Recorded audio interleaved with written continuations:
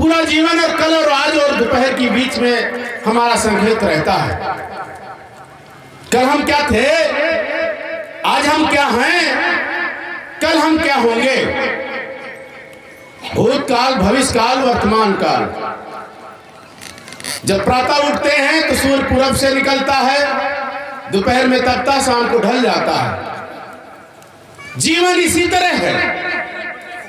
मनुष्य का जन्म होता है, फिर युवा होता है, फिर प्राणावस्था आती है, फिर वृद्ध होता है और फिर मृत्यु हो जाता है। इसी की खोज दुनिया में शांति, मानवता, करुणा का संदेश देने वाले महामानव तथागत गौतम बुद्ध, जो लुम्बिनी में पैदा हुए, श्रावस्ती के रहने वाले थे, बोध गया में ज्ञान प्राप्त हुआ, सारनाथ में उपदेश दिया और कुशीनगर में अंतिम सांस लिया। 28 वर्ष की अवस्था में रोहिणी नदी के जल बंटवारे के विवाद को लेकर उनको सजा सुनाई गई। सजा यह थी कि राजपाट छीन लिया जाए, आपको फांसी दे दी जाए या स्वतः राज त्याग करके चले जाएं। तथागत बुद्ध 28 वर्ष की अवस्था में सोचते हैं कि युद्ध से कुछ नहीं होगा, ज्ञान प्राप्त करना पड़ेगा। ऐसी शांति की रास्ता निकाला जाए जिससे पानी के बंटवारे के लिए लहू लुहान न होना पड़े, क्योंकि उधर ननिहाल था, इधर ददिहाल था। रोहिणी नदी जल बंटवारे का विवाद था। यहाँ के लोग कहते थे युद्ध लड़िए पानी के लिए। बुद्ध ने कहा जिस पानी के लिए युद्ध लड़ेंगे हमारे ददिहाल ननिहाल के लोग मारे जाएंगे, खून पानी लाल सफेद के बजाय लाल हो जाएगा और खूनी पानी से क्या अच्छी फसल पैदा होगी। उस फसल पे पैदा हुए जो फसल होगी, अनाज होगा, उसके खाने वाले लोग की सोच अच्छी होगी। बुद्ध के दिमाग में ये प्रश्न उन्होंने गण व्यवस्था में लोगों से कहा। लोग उस पर स्वीकार नहीं हुए और उनको देश निकाला हो गया। उन्होंने 7 वर्ष तक लगातार कठिन परिश्रम करके विभिन्न आश्रमों में जाकर ज्ञान प्राप्त करने का प्रयास किया। भूखे रहे, प्यासे रहे, सांस जो है रोक रोक करके ऐसा काम किया। वो शरीर जीर्ण शीर्ण हो गया, मनासन पहुंच गए, लेकिन उनको ज्ञान प्राप्त नहीं हुआ।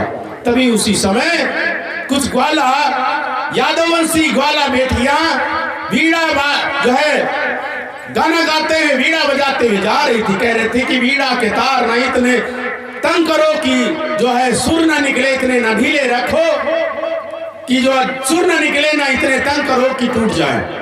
बुद्ध के दिमाग में आया कि मैं भूखा रह के ज्ञान प्राप्त करने की जो है चेष्टा कर रहा हूँ, मेरा शरीर जीर्ण शीर्ण है, मैं मनासन की स्थिति में हूँ, यदि मर गया तो मैं ज्ञान कैसे प्राप्त करूंगा। तो इसकी जो बात है ये हमारे ऊपर भी लागू होती है। उसी समय सुजाता नाम की ग्वाला पुत्र वटवृक्ष के से पुत्र प्राप्ति के लिए उन्होंने वरदान मांगा था, पुत्र प्राप्त हुआ था। खीर लाई थी, खीर बुद्ध ने खीर का स्वादन किया, उनको एनर्जी हुई, चैतन्य प्राप्त हुई। उन्होंने धीरे धीरे करके उठे, निरंजना नदी में गए, नहाया, जल पिया, फिर आए, खीर खाया।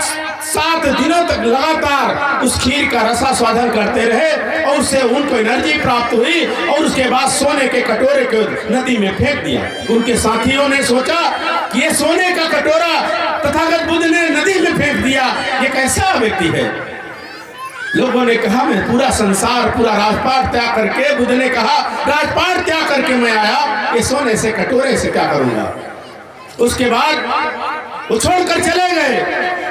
बुद्ध लगातार 7 दिनों तक और प्रयास किया, फिर ज्ञान प्राप्त हो गया। ज्ञान क्या प्राप्त हुआ? मध्यम रास्ता प्राप्त हुआ। बुद्ध ने कहा दुनिया में दुख है, दुख का कारण है, कारण का निवारण है, निवारण का उपाय है। बुद्ध ने 4 आर्य सत्य खोजे। दुनिया में दुख है, पैदा होना दुख है, मरना दुख है, बुढ़ापा दुख है, रोग दुख है। यदि वृद्ध होता है, हमारे जब माताएं पिता वृद्ध हो जाते हैं तो उनको दुख होता, अपार दुख होता है। बीमारी होती है तो मनुष्य के शरीर में बीमारी होने से अपार दुख होता है। जब बच्चा पैदा होता है, अपने माँ को प्रसव के दौरान कितनी पीड़ा देता है, तो जन्म होना दुख है। और दुख के कारण उन्होंने खोजे कि दुख का कारण क्या है। बीमारी का कारण जो है हम गलत लतों में चले जाते हैं, कच्ची पक्की शराब मादक पदार्थ का सेवन करते हैं, कुछ बीमारियां इससे आ जाती हैं, कुछ गंदगी से आ जाती हैं, कुछ लापरवाही से आ जाती हैं। ये जो बीमारी के कारण है, उपाय क्या है? हमको परहेज करना चाहिए, हमको नियमित दवाई लेनी चाहिए, हमको जो है जीवन के लाभकारी रास्तों पर चलना चाहिए। यदि हम बीड़ी सिगरेट पी रहे हैं, दारू पी रहे हैं, हमारा लीवर किडनी खराब है और दवाई भी कर रहे हैं, क्या फायदा होगी? क्या फायदा होगा? बताइए। हम भाषण नहीं दे रहे हैं, हम आपसे बात कर रहे हैं। ये डॉक्टर ने बता दिया कि आपको शुगर की बीमारी है, आप चावल, चना, चावल और जो है चीनी, गुड़, ये सब मिष्ठान मत खाइएगा। और भर पेट के आप रसगुल्ला, जलेबी खा रहे हैं, गुड़ खा रहे हैं, चीनी खा रहे हैं और उसके बाद शुगर की दवाई ले रहे हैं, क्या फायदा होगी? नहीं होगी।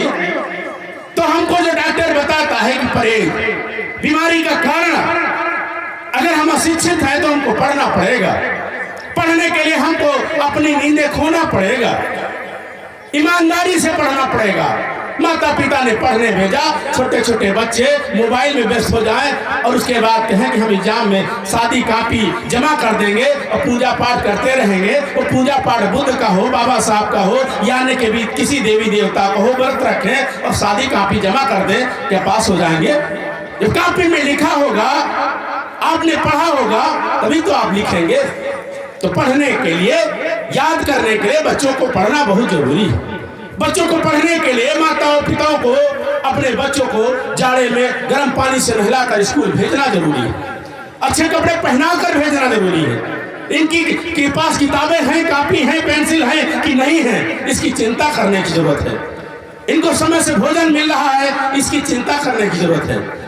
जब यह चिंता करेंगे, हमारी माताएं बहनें अपने नन्हे मुन्ने बच्चों को सुबह गर्म पानी से नहला करके जाड़े में और बढ़िया कंघी का बाल करके, नए कपड़े पहना करके, बस्ता चेक करके स्कूल भेजेंगे, तो ये मन का मन पढ़ लेगा।